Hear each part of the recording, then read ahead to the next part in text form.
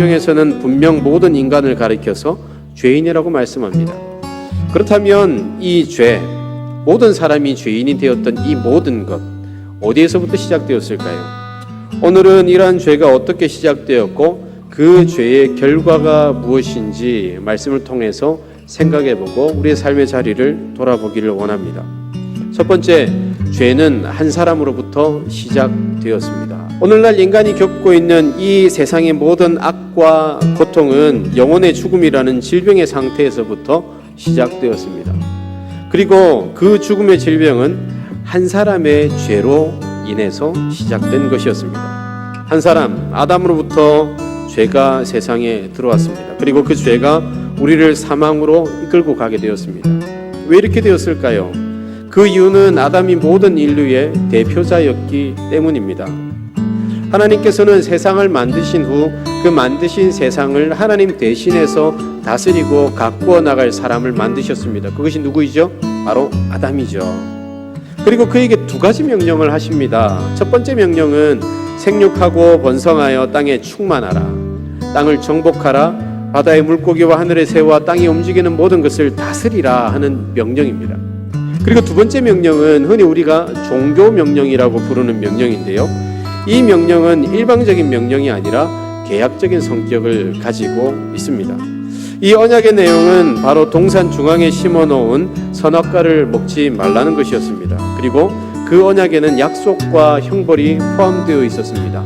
만약 이 언약을 잘 지켜서 선악과를 먹지 않으면 영원토록 이곳에서 하나님을 누리며 하나님으로부터 은혜와 평강을 누리며 살아가게 될 것이다. 그러나 만약 선악과를 먹으면 어떻게 된다고요? 정령 죽으리라.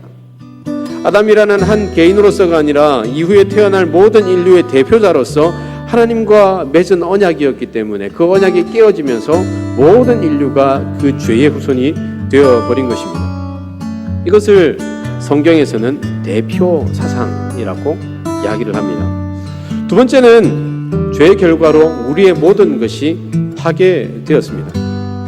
인간은 죄로 인하여서 먼저 하나님과의 관계가 파괴되었습니다. 우리는 이 사실을 그가 범죄한 후의 모습을 보면 잘 알게 됩니다.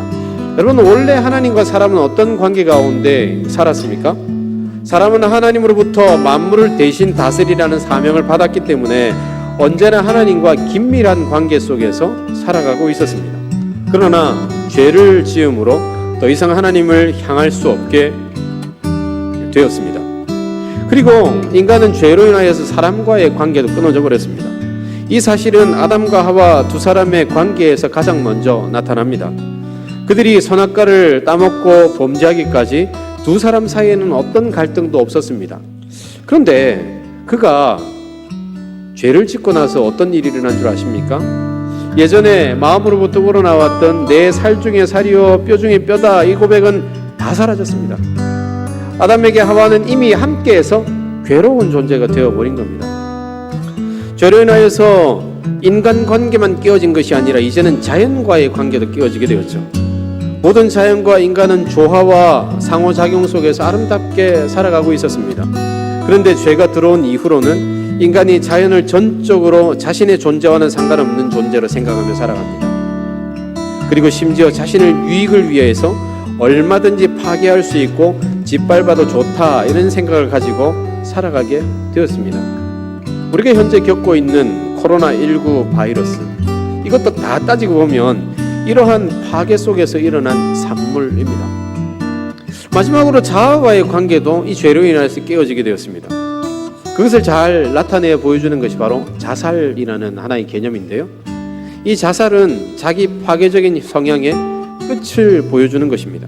사랑하는 청년 여러분, 여러분이 구원받기 전에 여러분의 상황 기억하십니까? 어떤 것으로도 여러분의 삶을 행복으로 이끌 수 없는 무능력함에 빠져 있었던 우리의 모습들이었습니다. 이 상황 속에서 누가 우리를 구원하셨습니까? 바로 하나님께서 예수 그리스도의 구원의 은혜로 말미암아서 우리를 구원하셨습니다. 우리는 이 사실을 끊임없이 기억하며 하루하루를 살아가야 합니다. 바라기는 이러한 비참했던 우리의 과거를 딛고 일어서게 한 하나님의 은혜, 예수 그리스도 십자가를 우리가 끊임없이 붙들고 그 속에서 은혜와 평강을 누리는 하나님의 백성들이 되시기를 주님의 이름으로 축원합니다.